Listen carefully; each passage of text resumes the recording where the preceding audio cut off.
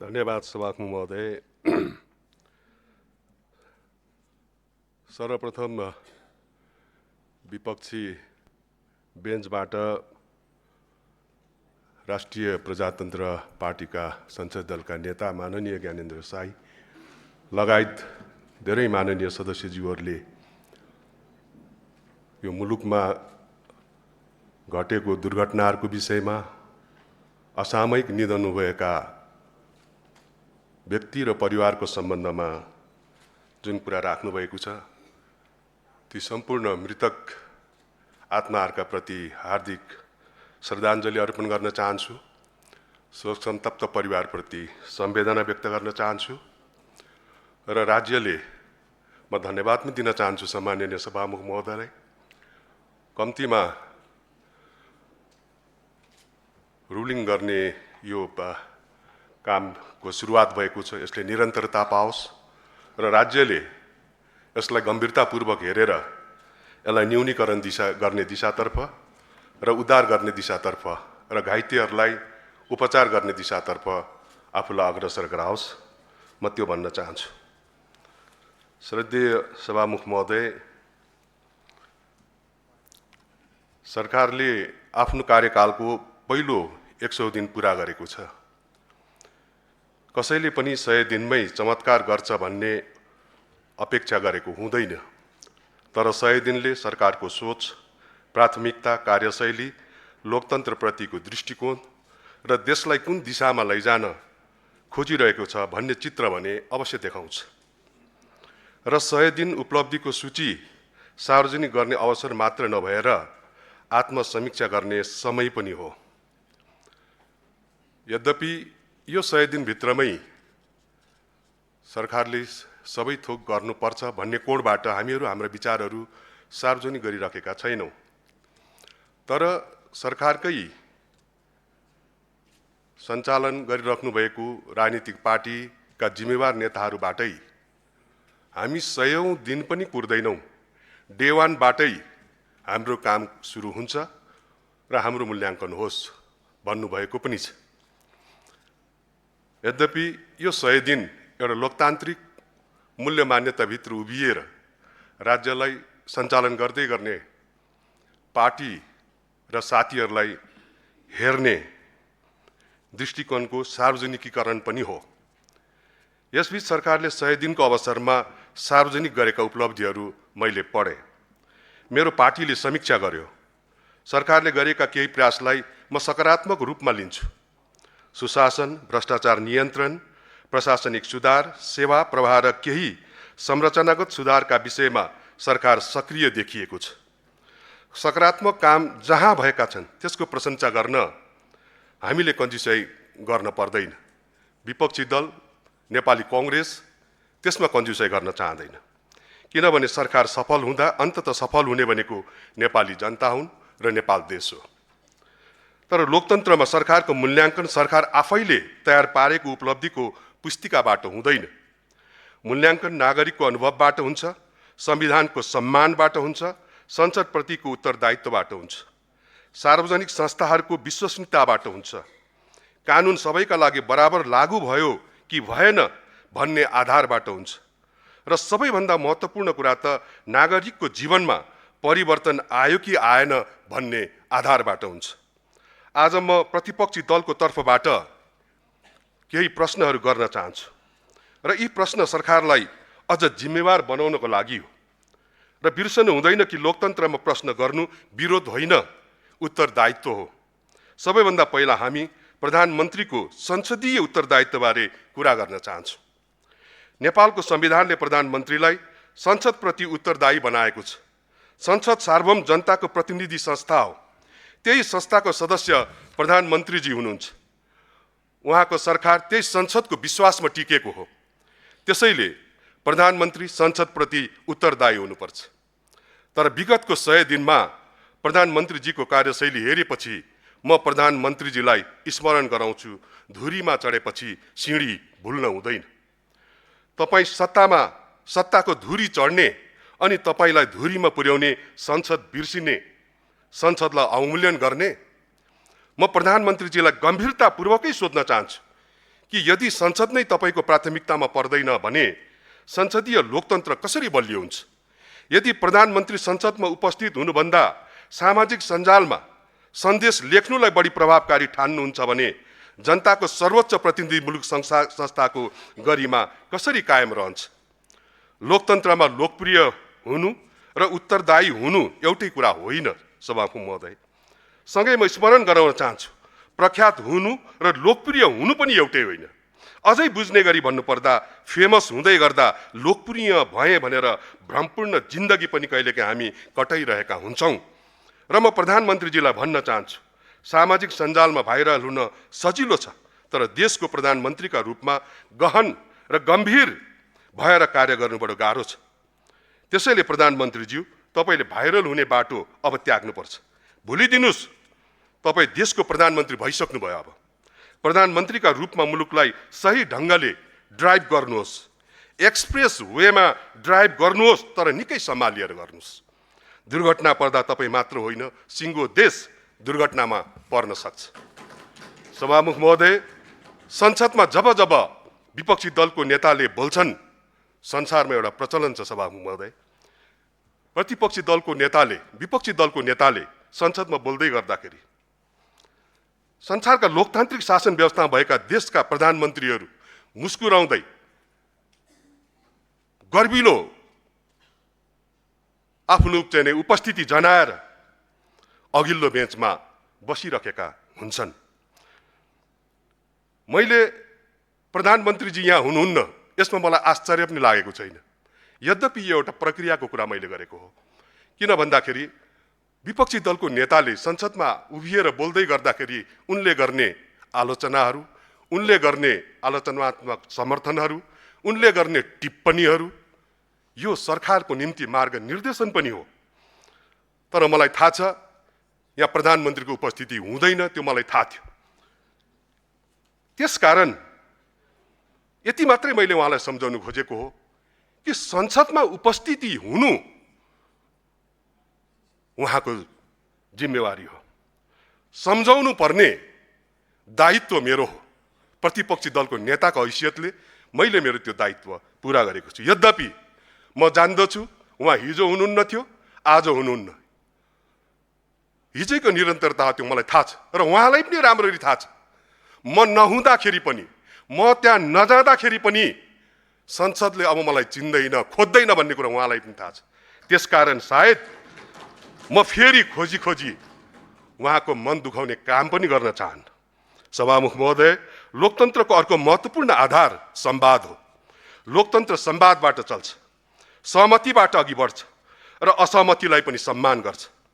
तर विगत 100 दिनमा सरकारको कार्यशैली हेर्दा संवादभन्दा दूरी, सहकार्यभन्दा टकराव र परामर्शभन्दा एकल निर्णयलाई प्राथमिकता दिएको देखियो। राष्ट्रिय महत्त्वको विषयमा साझा धारणा बनाएर अघि बढ्नुपर्ने थियो, तर सरकार एक्लै अघि बढ्न खोज्यो। स्मरण रहोस्, खुट्टा सुल्टो जुत्ता उल्टो लगाएर गन्तव्यमा पुगिँदैन। लोकतान्त्रिक बाटो सुल्टो हो।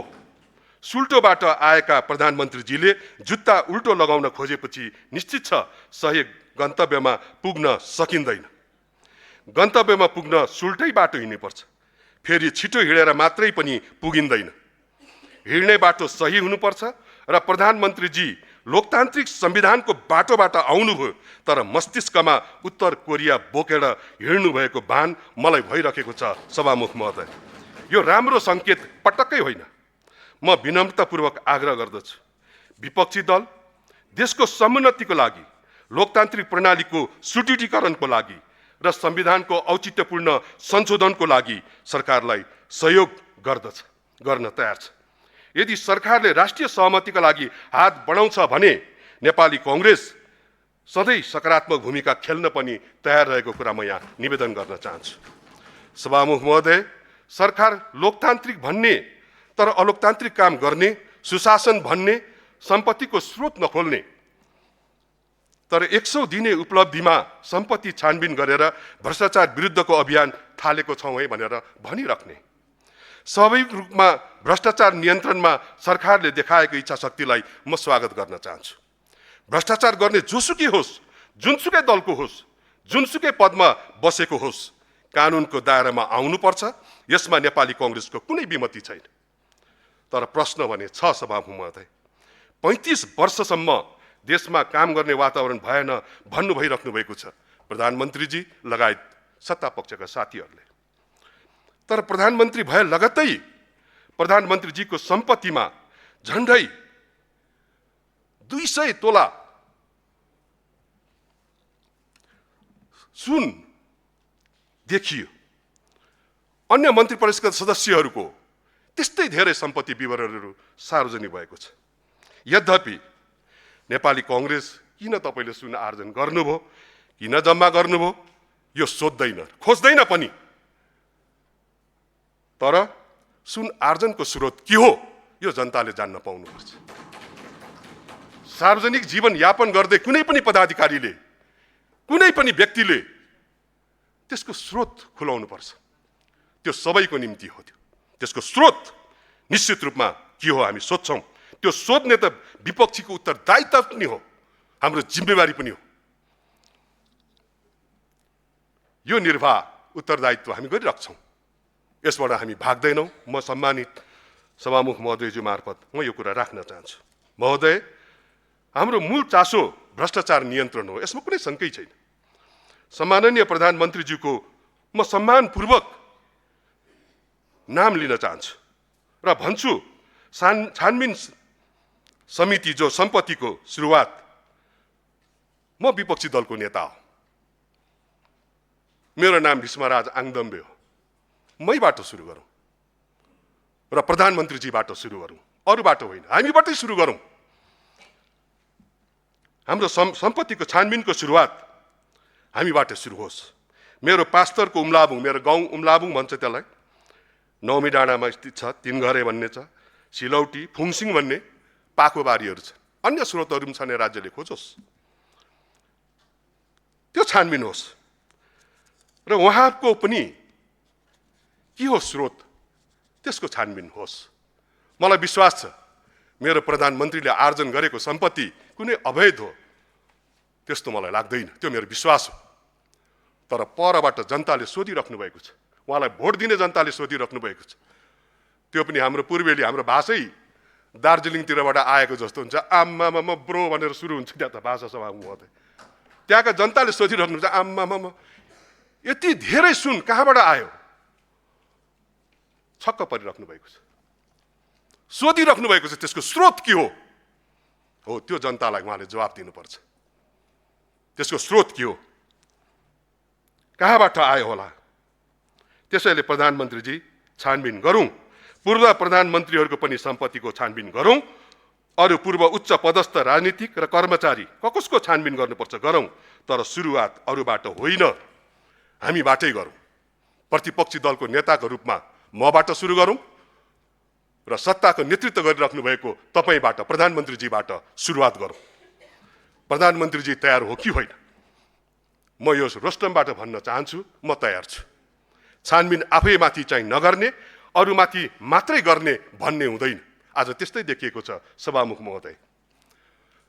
आज सरकारमा रहेका साथीहरू आफूलाई छानबिनको दायराभन्दा धेरै माथि राखेर, आफूलाई कानुनको दायराभन्दा माथि राखेर अरूतिर आँखा लाउँदै गरेको हामीहरूले महसुस गरिरहेका छौँ। अरूतिर गलत छ आँखा नलगाउनुहोस् भनेको होइन, लगाउनुपर्छ। तर आफूलाई कानुन र कानुनको दायराभन्दा माथि राखेको त्यो त्यस्तो खालको त्यो ठिक हुन्न। सभामुख महोदय, सम्पत्ति छानबिन गर्दा चयनात्मक सिद्धान्त प्रयोग नहोस्। आज हामीहरूलाई लागिरहेको छ कि अहिले सरकार सत्ता छानिकन प्रतिशोधात्मक रूपमा अगाडि बढिरहेको हो कि त्यस्तो अनुभूति हामीहरूलाई भइरहेको छ। यद्यपि त्यस्तो नभएको होला, तर त्यस्तै खालको अनुभूति देखाइराख्नु भएको छ। त्यो चयनात्मक प्रयोग नहोस्, म त्यो चाहन्छु। र भ्रष्टाचार विरुद्ध सम्पत्ति छानबिन अभियान विश्वासिलो होस्। त्यो विश्वास तब मात्रै हुन्छ जब प्रधानमन्त्रीजी आफू पनि निष्पक्ष छानबिनका लागि तयार हुनुहुन्छ र आफ्ना मानिसमाथि छानबिनमा त्यतिकै कठोरता देखाउनुहुन्छ जति विपक्षीमाथि देखाउँदै हुनुहुन्छ। र सम्पत्ति छानबिनका लागि आवश्यक कानुन पनि चाहिन्छ। जुन सत्तारूढ दल राष्ट्रसभाको बाचा पत्रको 100 सूचीमा सूचीकृत छ, त्यही बाचा भुल्दै सम्पत्ति छानबिन सम्बन्धी कानुनै नबनाई छानबिन गर्दा कानुनी वैधतामा प्रश्न पनि उठ्न सक्दछ। श्रद्धेय कानुन मन्त्रीजी यहाँ उपस्थित हुनुहुन्छ। आज यो कुरालाई सम्बोधन गर्नका निम्ति कानुनी क्षेत्रमा के काम भइरहेको छ त्यो बाहिर सार्वजनिक भएको छैन, तर काम सुरु गरिएको छ कानुनभन्दा बाहिरको जस्तो देखिने गरेर। यसका प्रति ध्यान दिन म विनम्रतापूर्वक आग्रह गर्न चाहन्छु। सभामुख महोदय, सरकारको 100 दिनमा सबैभन्दा गम्भीर चिन्ताको विषय बनेको लोकतान्त्रिक प्रक्रियामाथिको हस्तक्षेप अचम्म लाग्छ। संसारमा कहीँ नहुने 6 सदस्यीय संवैधानिक परिषदमा 3 जनाको उपस्थितिलाई बहुमत कसरी भनिन्छ? तर त्यसै भनिएको छ। मलाई लाग्छ चमत्कारिक युवा प्रधानमन्त्री भएको र एक्सप्रेस वेमा देश हाकेको प्रधानमन्त्रीको देशमा यही भयो। कहीँ नहुने कुरा यहीँनिर भयो र फेरि हामीले गौरव गर्न सक्ने कुरा फेरि अर्को आश्चर्य यहाँबाट फेरि थपियो। सभामुख महोदय, तर यो अभ्यास संविधान विपरीत हो, संविधान विपरीत छ। लोकतन्त्रको मर्म विपरीत छ। यसले सहमतिको संस्कृतिलाई कमजोर बनाउने काम गरेको छ। संवैधानिक निकायहरूलाई स्वतन्त्र होइन सरकारको प्रभावमा ल्याउने प्रयास भएको छ। लोकतन्त्रलाई बलियो बनाउने नभई कमजोर बनाउने काम सरकारले गरेको छ। नेपाली कांग्रेस गैर संवैधानिक कार्यलाई स्वीकार्दैन, यसको निन्दा गर्दछ। म विनम्रतापूर्वक सभामुखज्यूलाई आग्रह गर्न चाहन्छु।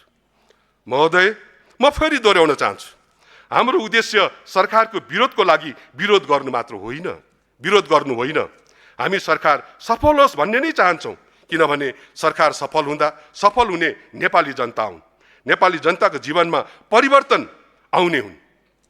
तर सरकारको सफलता उसले कति डोजर चलायो भन्नेबाट होइन, नागरिकको जीवन कति सुरक्षित बनायो भन्नेबाट मापन गर्नुपर्छ। सभामुख महोदय, कुनै पनि नागरिकको बसोबास गैर कानुनी थियो होला।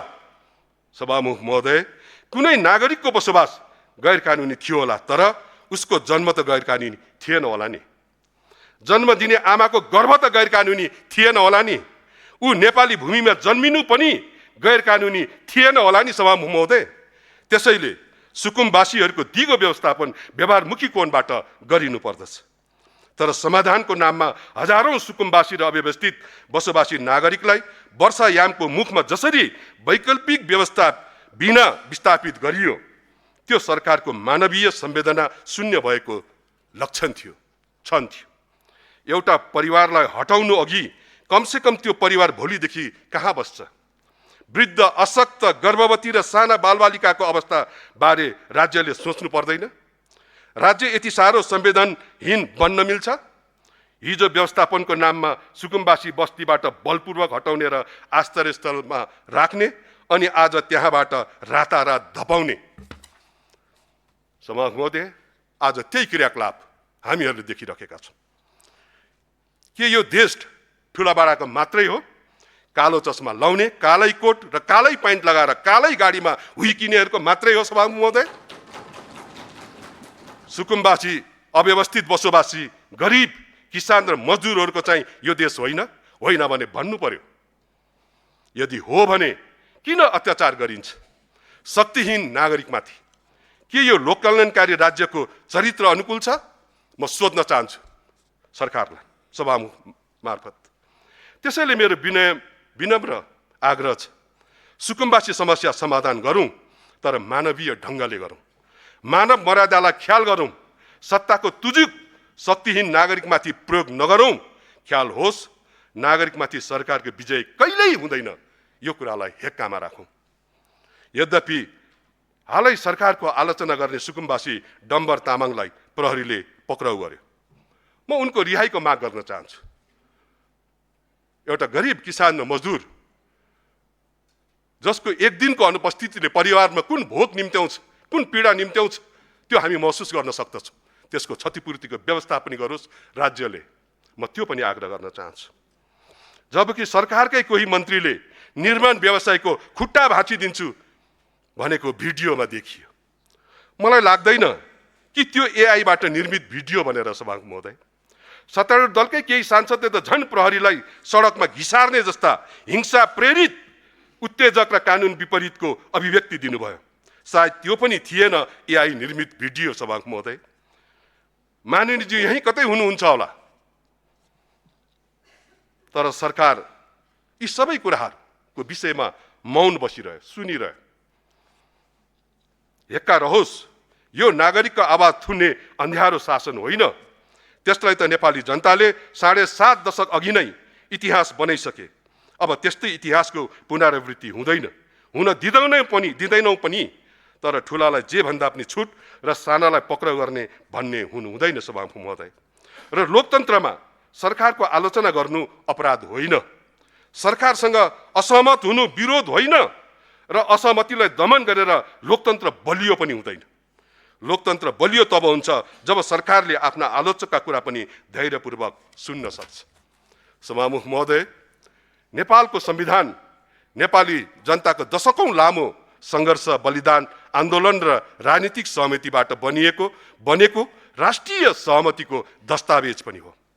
त्यसैले आज बहस सुरु भएको छ संविधान संशोधन गर्ने भनेर। संशोधन संविधानमा गर्न नपाइने भन्ने होइन, पाइन्छ, गर्नुपर्छ। त्यसमाथि पनि 1 दशकको संविधानभित्र राखिएको समय सीमा हामीले संवैधानिक अभ्यास गर्दाखेरि कहाँनिर खामियत देख्यौँ, कहाँ अप्ठ्यारो महसुस गर्यौँ, कुन वर्ग समुदायले संविधानभित्रबाट म अझै सम्बोधित भइन भन्ने महसुस गरिराख्नु भएको छ। त्यो सबै कुराहरूलाई केलाएर त्यसको निष्कर्षमा सम्बोधन गर्नको निम्ति यो संविधान संशोधन, परिमार्जन, पुनरावलोकन जे भने पनि। तर आज त्यो वर्ग समुदाय जसले संविधानको त्यो मर्ममा अझै पनि गुनासो गरिराख्नु भएको छ, अझै पनि त्यो संविधानले मलाई समेटेन भन्ने गुनासो गरिराख्नु भएको छ। उनीहरूको भावनालाई भन्दाखेरि पनि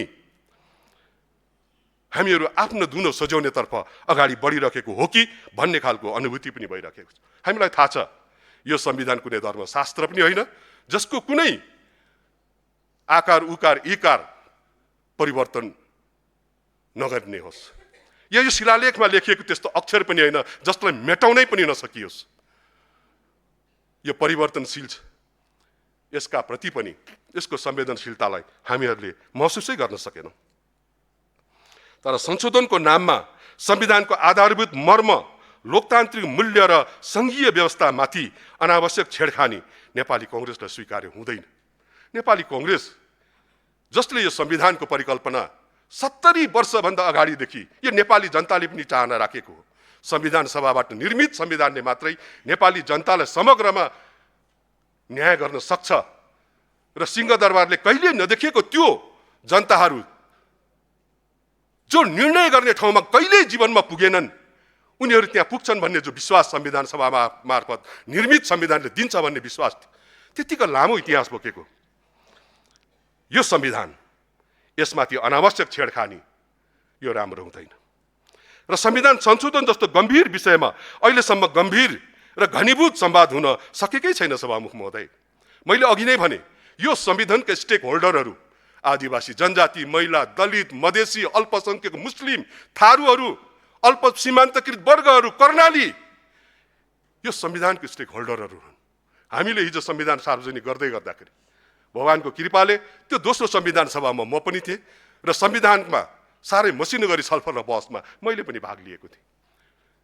त्यतिखेर एक समय थियो सभामुख महोदय, झन्नै संवैधानिक रिक्तता आइसकेको थियो।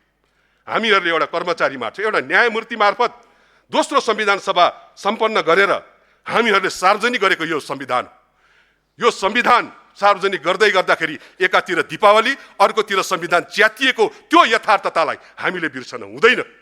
मैले त्यो कुरा किन सम्झाएको भन्दाखेरि त्यतिखेर पनि संविधान सार्वजनिक हुँदै गर्दाखेरि गुनासाहरू टुङ्गिएको थिएन। मेरो भावना सम्बोधन भएन भन्ने कुराहरू निष्कर्षमा पुगेको थिएन सभामुख महोदय। हामीहरूले उहाँहरूलाई भन्यौँ, विशेष गरी जिम्मेवार राजनीतिक पार्टीले हामीहरूले भन्यौँ, भोलि संविधान अभ्यास गर्ने क्रममा, संविधानलाई प्रयोग गर्दै जाने क्रममा यसमा भएको अप्ठ्याराहरूलाई सम्बोधन गर्दै जाउँला, सच्याउँदै जाउँला भनेरै हामीले भनेको। आजको मितिमा यो संविधानमाथि हामीहरूले कहाँ अप्ठ्यारो देखियो, आदिवासी जनजातिले कहाँनिर मलाई सम्बोधन गरेन कि भन्ने महसुस गर्नुभयो, महिला दिदीबहिनीहरूले कहाँनिर महसुस गर्नुभयो, दलित दाजुभाइ दिदीबहिनीहरूले कहाँनिर मलाई म देखिएन भन्ने महसुस गर्नुभयो, कर्णालीले, सीमान्तकृत वर्गले, अल्पसङ्ख्यकले, अन्य कयौँ त्यस्ता वर्गीय वर्गहरूले यो संविधानले मलाई कहाँ सम्बोधन गर्न सकेन भन्ने महसुस गर्यो। त्यसमा छलफल हुनुपर्ने बेलामा फेरि हामी घुमिफिरी रुमजाटार बनेको जस्तो हामीहरू अर्कै मोडतर्फ जाँदै गरेको अनुभूति पनि भइराखेको कुरा म श्रद्धेय सभामुखज्यूलाई म हार्दिक विनम्रतापूर्वक आग्रह गर्न चाहन्छु। यो छेडखानी, यसको मर्ममाथि, संविधानको संघीयतामाथि, जो संघीयता मार्फत हामीहरूले राज्यको संरचनाको परिकल्पना गरेका छौँ र हाम्रो उपस्थिति खोजेका छौँ, त्यसमाथि छेडखानी भएको छ। स्मरण रहोस्, संघीयताका लागि विद्रोह गर्ने मधेस थियो। त्यो विद्रोहमा आदिवासी जनजाति, थारू लगायत असङ्ख्यौं, मैले अघि नै भने स्टेक होल्डरहरू, त्यो आन्दोलनले मात्रै यसलाई निष्कर्षमा पुर्याउँछ जस्तो हामीहरूलाई लागेको थिएन सभामुख महोदय। त्यो बेलामा प्रत्यक्ष देखि जान्ने साक्षीको रूपमा हामीहरू भएको कारणले गर्दाखेरि मैले यो कुरा यहाँनिर भनेको हुँ। मधेसले त्यतिखेर आन्दोलन गरेर प्राप्त गरेको यो संघीयता र राज्यको यो संरचनाहरू आज हामीहरूले प्राप्त गरिराखेका छौँ। यसलाई त्यही बलिदानीपूर्ण सङ्घर्षबाट प्राप्त गरिएको यो ऐतिहासिक राजनीतिक उपलब्धि पनि हो सभामुख महोदय। त्यसो हुनाले संघीयता सितिमिति आएको व्यवस्था होइन, यसलाई त्यस ढङ्गले हेर्न पनि हुँदैन। यसलाई तलमाथि गर्न सकिन्छ भनेर नसोचियोस्, बरु सोचियोस् कसरी संघीयता सबलीकरण गर्ने भनेर। यतातर्फ हामीहरूले सोच्नुपर्छ। यहाँ अनेकौं मधेसी दाजुभाइ दिदीबहिनीहरूको रगतले सिन्चिएको यो संविधान हो। त्यसकारण यो संविधानमाथि आशा लगाएर हेर्ने साह्रै धेरै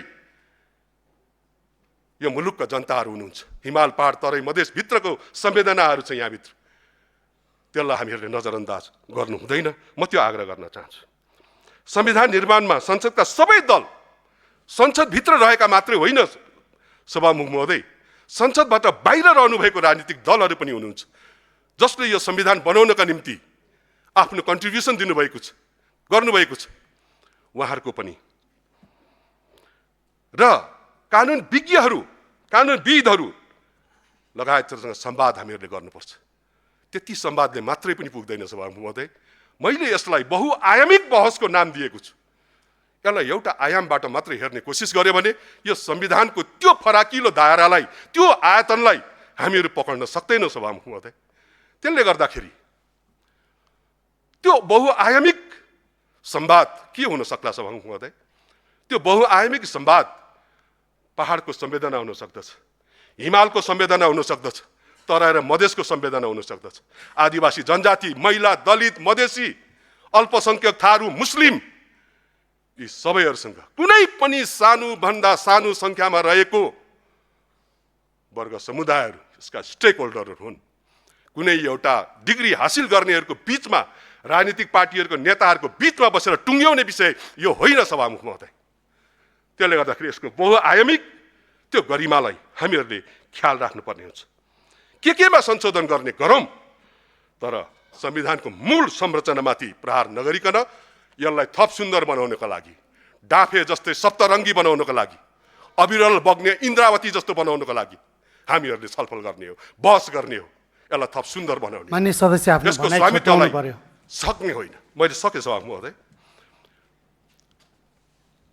मौजूदा संविधान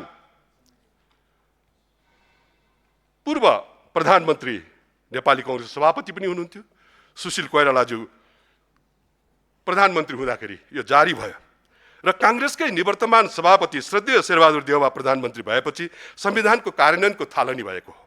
त्यसो हुनाले यो संविधानको अभिभावकत्व र अपनत्व सबैभन्दा बढी कांग्रेसले वहन गर्छ।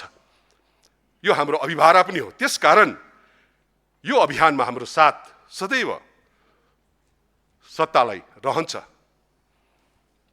तर सर्वपक्षीय रूपमा संविधान संशोधनको प्रक्रिया अगाडि बढाउनु पर्छ भनेर हामीले भन्दै गर्दाखेरि यसरी बढ्दै नबढेको हो कि त्यो अनुभूति पनि हामीहरूलाई भइरहेको छ। अहिले जसरी संविधान संशोधनलाई हल्का रूपमा लिएर सरकारले संवैधानिक कानुनका ज्ञात नभएको संविधान निर्माता नभएको व्यक्तिलाई संयोजक बनाएर बहसपत्र जसरी तयार गरिँदैछ यो एकदमै अपरिपक्व काम भइरहेको छ भन्ने पनि हाम्रो ठहर हो। यो संविधानमा आफ्नो आसेपासेमा रहनुभएको, संविधानमा कुनै कन्ट्रिब्युसन नरहेको, या हाम्रो संविधानले चिनेको बहालवाला प्रधान न्यायाधीश या रिटायर को हुनुहुन्छ, उहाँ मार्फत यो प्रक्रियाको थालनी खोज्नु पर्नेमा आज जसरी जाने कोसिस गरिराख्नु भएको छ त्यसका प्रति हाम्रो गम्भीर ध्यान गएको छ। यसमा कांग्रेसको रिजर्भेसन थियो, छ, रहनेछ। हामीले भन्दै आएका छौं सर्वोच्च अदालतका पूर्व न्यायाधीशको नेतृत्वमा संविधान संशोधन सुझाव आयोग गठन हुनुपर्छ भनेर हामीहरूले भनिराखेको। यसबीच सत्तारूढ दल संघीयता मास्नेतिर उद्धत भएको हो कि भन्ने खालको अनुभूति पनि भएको कुरा म निवेदन गर्न चाहन्छु सभामुख महोदय। संघीयताको मेरुदण्ड मानिने प्रदेश सभा खारेजीको प्रस्ताव पारित गरिएको छ र त्यसलाई राष्ट्रसभाको राजनीतिक दृष्टिकोण भनिएको छ। म सोध्न चाहन्छु सरकारलाई, जनकपुर र झापा पुगेर वर्तमान प्रधानमन्त्रीजीले संघीयता बलियो बनाउने चुनाव अघि भन्नुभएको थियो, तर सत्तारूढ राष्ट्रसभाको पहिलो महाधिवेशन स्थल चितवन पुग्दै गर्दाखेरि त्यो खारेजीको विषय कसरी बन्न सक्यो, यो म सोध्न चाहन्छु। त्यति मात्र होइन, अहिले भर्खरै मात्रै तनहुँमा शुक्ला गण्डकीमा पूर्वाधार मन्त्रीजी कार्यकर्तासँग भेटघाट या चाहिँ आफ्नै कामको सिलसिलामा जानुभएको होला। त्यहाँनिर पुगेर उहाँले प्रदेश मन्त्रीलाई कारबाही गर्छु, थुन्छु भन्नुभएछ, मेयरलाई कारबाही गर्छु भनेर भन्नुभएछ। यो ग्राह्य हो सभामुख महोदय। हामीले के कुरा बिर्सनु हुँदैन भन्दाखेरि प्रदेश मन्त्री पनि जनताबाटै निर्वाचित भएर आएको, मेयर पनि जनताबाटै निर्वाचित भएर आएको र हामीहरू पनि जनताबाटै निर्वाचित भएर आएको। यसका पनि समाधान खोज्ने कानुनी दायरा होलान्, लिमिटेसन्सहरू होला। कानुनी बाटोबाट यसको निदान नखोजेर योभन्दा अगाडि खुट्टा भाँचिदिन्छु भन्ने अभिव्यक्ति र आज आएर फेरि यो खालको अभिव्यक्तिले मुलुक कहाँतिर जाँदैछ। मैले श्रद्धेय सभामुखजीको ध्यान आकर्षण गराउनु मात्रै खोजेको। यसरी प्रदेश सभाको विषयमा व्यक्त अभिव्यक्तिहरू प्रधानमन्त्रीजी र सम्बन्धित पार्टीका आदरणीय नेताहरूको बीचको भावनाहरूमा मेल नखाँदाखेरि कसको कुरालाई हामीले आधिकारिक मान्नुपर्ने हो, त्यो अन्यलतामा पनि मुलुक रहेको कुरा पनि म यहाँ सोध्न चाहन्छु। मलाई एउटा हाम्रो पूर्वकै हुनुहुन्छ, उहाँ लोकप्रिय गायिकै हो, उहाँ हाम्रो गायिका हुनुहुन्छ कुन्ती मोक्तानजी। भनाइ सक्नेतिर लागौँ। मैले सकिहाल्छु महोदय। उहाँले भन्नुभएको थियो गोठाला जाँदा लाएको माया खेताला जाँदा भुलेछ भनेर भन्नुभएको थियो। म सोध्न चाहन्छु, जनकपुरमा प्रधानमन्त्रीजीले बोल्नुभएको चितवन पुग्दा कसरी भुल्नुभयो, उहाँले कसरी भुल्नुभयो? चुनावको बेलामा मधेसको सेन्टिमेन्टमाथि उभिएर त्यहाँको इमोसन्सहरूलाई जसरी क्याप्चर गर्नुभयो उहाँहरूले, त्यो चितवन पुग्दाखेरि त्यो ब्ल्याकमेलमा कसरी रूपान्तरित भयो? जनताको, मधेसको जनताको इमोसन्समाथि कसरी खेल्न कोसिस गरियो? जबकि यो संघीयता मधेसको जनताहरूले लडेर ल्याएको, रगतले साटेर ल्याएको यो संघीयता थियो।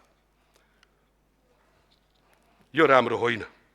प्रधानमन्त्रीजीले त्यसबेला मधेसको नागरिक काठमाडौँ आउने होइन, जनकपुरमै सबै काम गर्ने हो, काठमाडौँ त घुम्न जाने भनेर संघीयतालाई बलियो बनाउने कुरा गर्नुभएको भुल्नु भएन। सभामुख महोदय, सरकारको 100 दिन पुगेपछि मैले सोचेँ त्रिभुवन अन्तर्राष्ट्रिय विमानस्थलमा देखिएका भिड विदेशबाट फर्किएका युवाको स्वागत गर्न पुगेका आफन्तहरूको होला। मलाई त्यस्तो लागेको थियो। 100 दिनकै दिन संजोगले म त्यही बाटो भएर डोमेस्टिकबाट म घर फर्किने गर्ने क्रममा मैले त्यहाँ त्यो भिड देखिएको थिएँ। मैले हेरेको थिएँ सरकारको 100 दिनमा 100 त्यहाँ युवाहरूलाई फर्काएर ल्याउने, रोजगारी दिने। मलाई लाग्यो उहाँहरूको स्वागतमा आफ्नो परिवारहरू उभिनु भएको छ। तर मेरो सोच बिस्तारै त्यही परिवारको मलिन अनुहारहरू देख्दाखेरि, आफ्नै परिवारको एउटा सदस्य विदेशिँदै गरेको कानुनिक दृश्य देख्दाखेरि मलाई त्यस्तो लागेन सभामुख महोदय। 100 दिनमै विदेशबाट कम्तीमा 100 युवालाई फर्काएर स्वदेशमै रोजगारी दिने बाचा मिथ्या हुँदै गरेको मैले त्यहाँनिर देखेँ।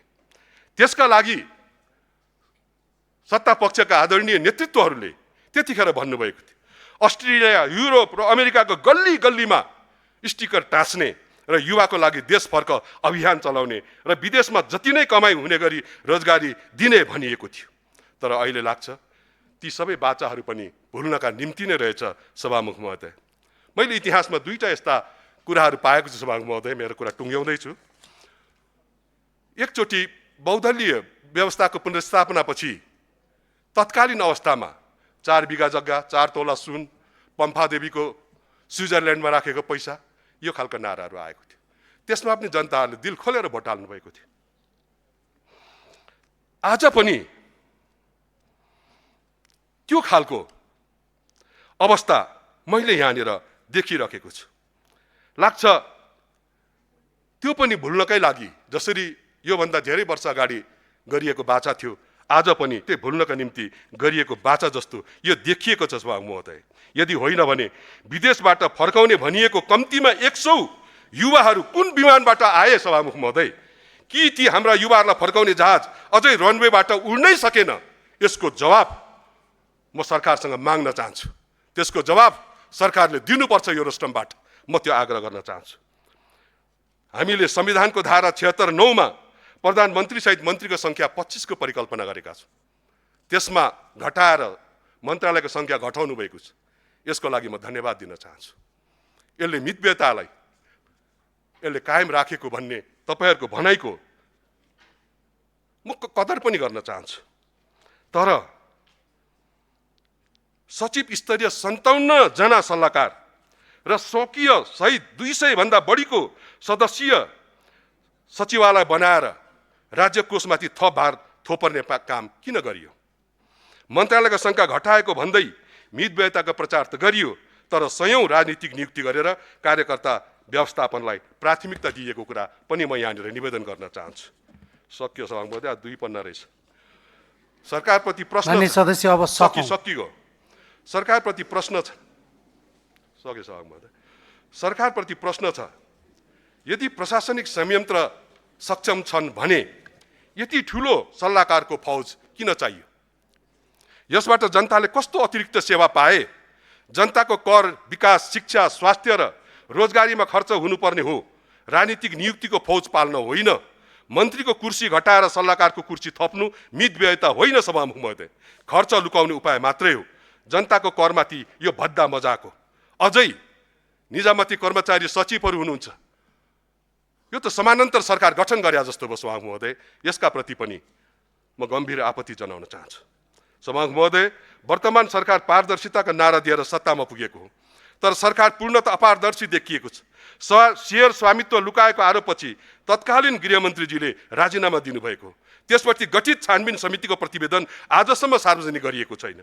हामीले पटक पटक उक्त प्रतिवेदन सार्वजनिक गर्न माग गर्यौं, तर सरकारले निरन्तर लुकाउने काम गरिरहेको छ। प्रतिवेदनमा के निष्कर्ष आयो, कसलाई जिम्मेवार ठहर गरियो र के कारबाही सिफारिस गरियो भन्ने विषय जनतासम्म ल्याइएको छैन। प्रमुख प्रतिपक्षी नेपाली कांग्रेसले गृहमन्त्रीसँग सम्बन्धित सम्पूर्ण आरोपको स्वतन्त्र, निष्पक्ष र उच्च स्तरीय छानबिनको माग गरेको थियो, तर सरकार सत्य बाहिर ल्याउनुभन्दा विषयलाई ढाकछोप गर्नतर्फ उन्मुख देखियो। आफ्नै मन्त्री सम्बन्धी छानबिन प्रतिवेदन सार्वजनिक गर्न नसक्ने सरकारको कार्यशैली, सुशासन, पारदर्शिता, नैतिकता र जनविश्वासमाथि गम्भीर प्रश्न खडा गरेको छ, गम्भीर प्रश्न उठेको छ। म त्यो निवेदन गर्न चाहन्छु। सभामुख महोदय, सरकारको प्रतिबद्धता पत्रमा 5 वर्षभित्र बहुआयामिक गरिबी 10% मा झार्ने ठूलो घोषणा गर्नुभएको छ, तर बजेटले भने शिक्षा र स्वास्थ्यमा 3% समता शुल्क थपेर जनताको ढाड सेक्ने काम गरेको छ। महँगी नियन्त्रण गर्ने कुनै प्रभावकारी योजना छैन, गरिबलाई राहत दिने कार्यक्रम छैन, अनि गरिबी कुन आधारमा घटाउने सभामुख महोदय? साना किसान, भूमिहीन र सीमान्त वर्गलाई अनुदान दिने प्रतिबद्धता गरिएको छ, तर बजेटमा 2 करोड रुपैयाँ लगानी गर्ने किसानलाई 40% अनुदान दिने व्यवस्था गरिएको छ। सरकारले साना किसानलाई देखाएर ठूला लगानीकर्तालाई सुविधा बाँड्ने नीति लिएको भन्ने हाम्रो ठहर छ सभामुख महोदय। शिक्षा र स्वास्थ्यलाई क्रमशः निशुल्क बनाउने प्रतिबद्धता गर्ने, तर त्यही क्षेत्रमा नयाँ शुल्क थप्ने, स्वास्थ्य बीमा सबैको पहुँचमा पुर्याउने भन्ने, तर आफ्नै अर्थमन्त्रीले स्वास्थ्य बीमा धान्नै नसकिने भन्ने खालको अभिव्यक्ति दिने, यो सरकारको नीति हो कि विरोधाभास सभामुख महोदय? प्रतिबद्धता एउटा बजेट, अर्को र मन्त्रीहरूको अभिव्यक्ति अर्कै किन? यही कारण यो सरकारको घोषणा पत्र जनतालाई देखाउने कागज मात्र भएको छ, कार्यान्वयन गर्न मार्गदर्शक होइन सभामुख महोदय। गत वर्ष भदौ 23 र 24 गते भएको जेनजी आन्दोलन सम्बन्धी गौरीबहादुर कार्की आयोग र राष्ट्रिय मानव अधिकार आयोगका प्रतिवेदन सरकारलाई बुझाइसकिएको छ, तर दुवै प्रतिवेदन सरकारले अहिलेसम्म दराजमै थन्क्याएर राखेको छ, सार्वजनिक गरेको छैन। म स्पष्ट रूपमा भन्न चाहन्छु, 23 गतेको नरसंहार र 24 गतेको विध्वंस दुवै घटनामा संलग्न सबैलाई कानुनी दायरामा ल्याउनुपर्छ। मैले यसअघि पनि यही सदनमा भनेको थिएँ, 23 गतेको नरसंहारलाई देख्ने तर 24 गतेको विध्वंसलाई बेवास्ता गर्ने वा 24 गतेको विध्वंसलाई देख्ने तर 23 गतेको नरसंहारलाई ओझेलमा पार्ने कुनै पनि प्रतिवेदन न्यायको आधार बन्न सक्दैन सभामुख महोदय। त्यसैले सरकारले दुवै प्रतिवेदन तत्काल सार्वजनिक गर्नुपर्छ। विशेष गरी राष्ट्रिय मानव अधिकार आयोगको प्रतिवेदन सार्वजनिक गरी त्यसका आधारमा निष्पक्ष छानबिन, कानुनी कारबाही र कार्यान्वयन प्रक्रिया अगाडि बढाउनुपर्छ। सत्ता वा शक्तिको आडमा कसैलाई पनि उन्मुक्ति पाउनु हुँदैन सभामुख महोदय। मेरो सक्यो सभामुख अब एक पन्ना रह्यो। BYD गाडी प्रकरणले यो सरकारको वास्तविक अनुहार देखाइदिएको छ। अर्थमन्त्रीजी माथि राजस्व दर परिवर्तन सम्बन्धी गोप्य सूचना चुहाएर निश्चित व्यापारीलाई फाइदा पुर्याएको गम्भीर आरोप लागेको छ। 700 बढी BYD गाडी नियन्त्रणमा लिएको जस्तो गरियो र आरोप लागेपछि स्वतन्त्र र निष्पक्ष छानबिन हुनुपर्ने थियो, तर सरकारले के गर्यो? आरोप लागेकै मन्त्रीले आफ्ना मन्त्रालयका कर्मचारीको नेतृत्वमा सहमति समिति बनाएर आफैलाई चोख्याउने काम गर्यो। के यही हो सुशासन? आफैलाई निर्दोष घोषणा गर्ने हो भने जनताले कसरी विश्वास गर्ने? विगतमा यस्तै घटनामा सुनपानी छर्केर चोख्याउने भन्दै अरूमाथि आरोप लगाउने मन्त्रीजी आज आफै त्यही अभ्यास दोहोऱ्याइरहेका छन्। किन? सुशासनको मापन भाषणबाट होइन, निष्पक्ष छानबिनबाट हुन्छ। सरकारसँग नैतिक साहस छ भने यस प्रकरणमा स्वतन्त्र, न्यायिक वा उच्च स्तरीय छानबिन गराओस्, होइन भने सुशासनको नारा केवल जनतालाई झुक्याउने राजनीतिक नारा मात्रै भएको पुष्टि हुन्छ।